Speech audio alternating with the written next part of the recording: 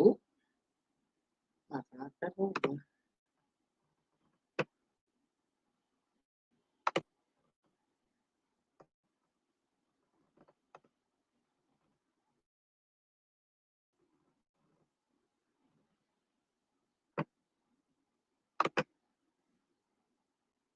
Hey y'all. I really don't like this. I know it looks like totally different in person, but I'm doing some movement.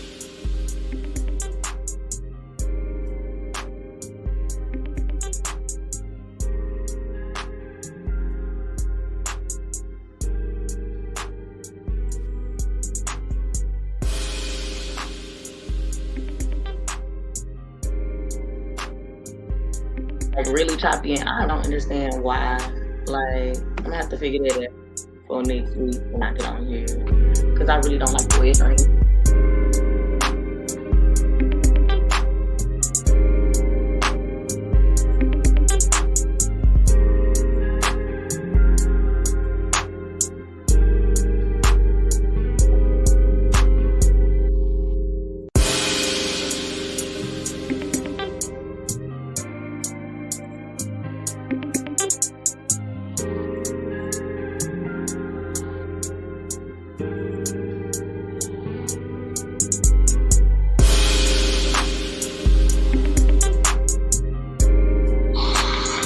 Oh my god, it's so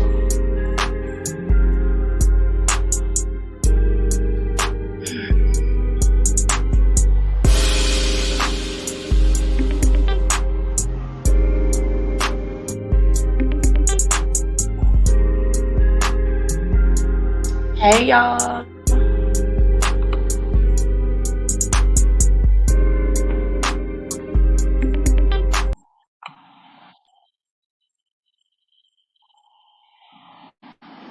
Hey y'all.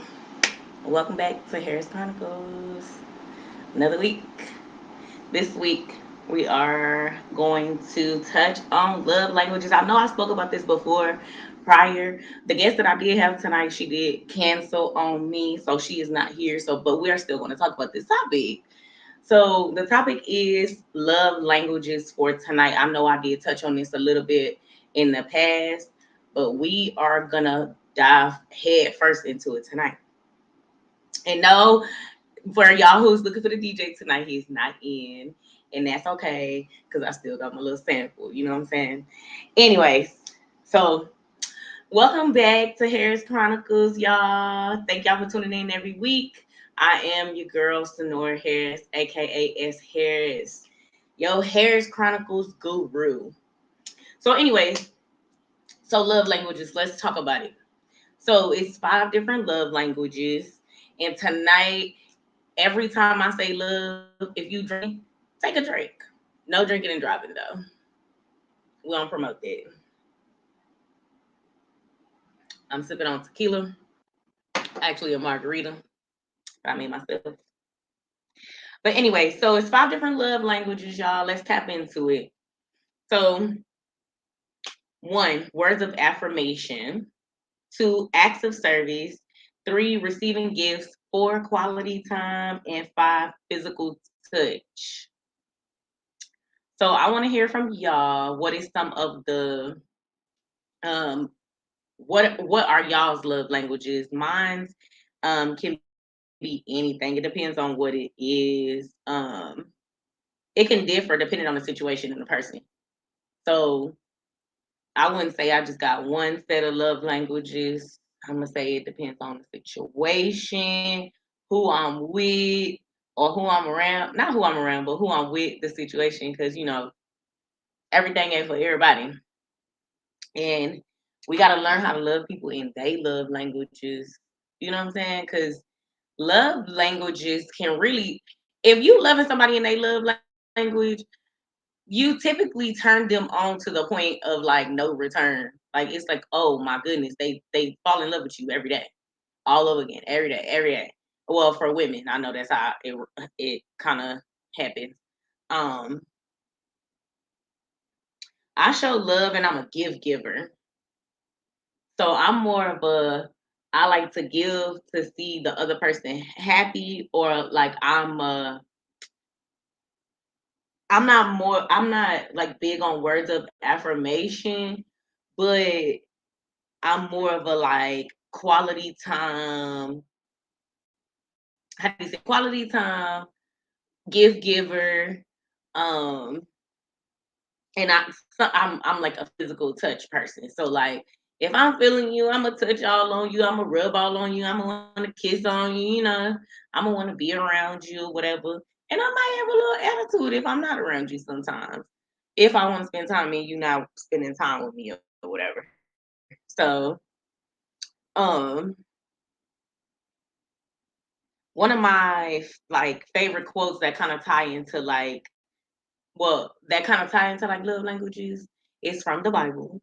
It says, "Let everything you do, all that you do, be done in love," and that's First Corinthians 16:14.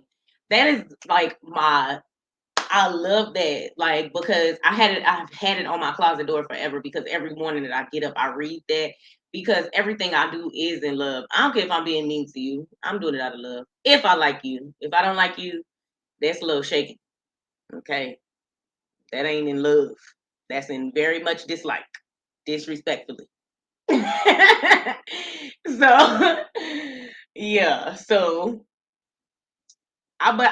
for me, receiving love from somebody else, I would say I like quality time. Like, if you spend me with your time and your attention, I'm like there. Okay, I'm there. It's like that's a go for me. I know it look a little different in the background, y'all. I done move things around. Um, you know. So I just want to hear from y'all, like, what are y'all some of y'all's love languages? Because I love to be loved on. It depends on the person and the situation, what's going on. But I love to be loved on because love languages is like a big part of relationships, and people be missing that. Like people think that they could just love people any kind of way, and that's not true. So because if somebody is telling you like how they like to be loved, like because ultimately we have to teach people how to love us, right? So if I'm telling you like I don't like that, like I know you like giving me gifts, but I don't want gifts from you. I want your time, I want your attention. So give me some time and attention. And you steady like, no, take these gifts. I don't care about giving you time. Or no, like let's do something else. Or let me just touch on you, you'll be all right. You're not loving me properly. You're not loving me in my love language. So then that means that what's the point of you even like loving on me? Like I don't get it. Like people really honestly think they can love people however they want to, and that's not how it goes. Not saying that you need to tiptoe around um, people's feelings and stuff. It's all about compromise. And this could go for any relationship. It's not like husband and wife, boyfriend, girlfriend, or whatever, or somebody you just casually, dating or whatever.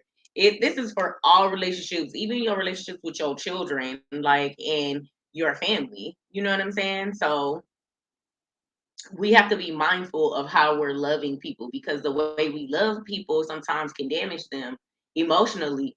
And that's the last thing I want to do to somebody. I don't know how y'all feel about damaging somebody emotionally, but I don't ever want to damage nobody emotionally. And if I did, you deserved it. So I did it. you know.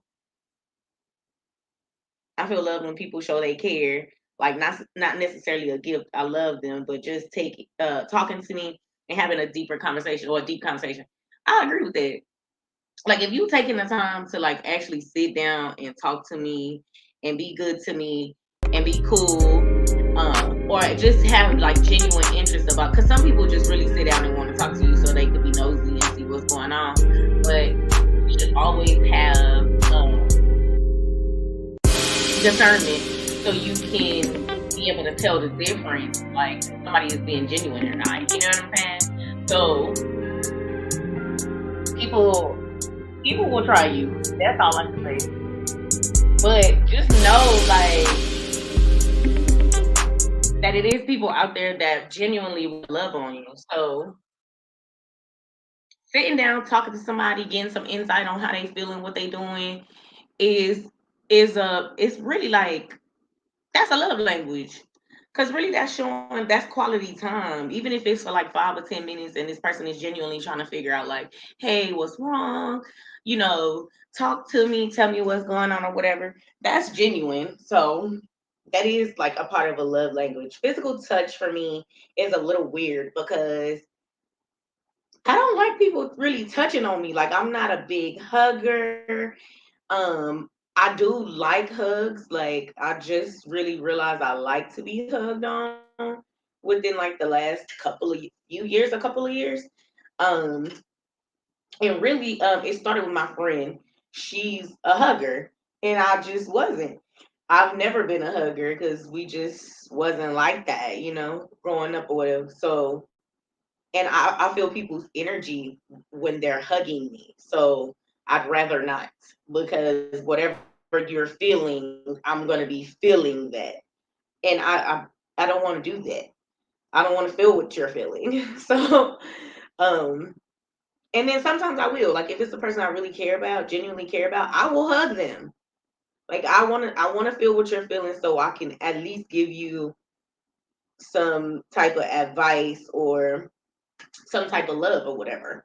You know what I'm saying? Some sound good advice. But I'm typically not a hugger. I'm not a physical touch person now with my significant other or somebody like that.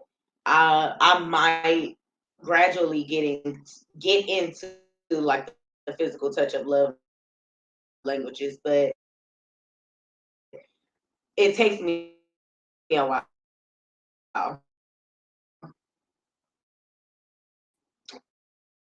And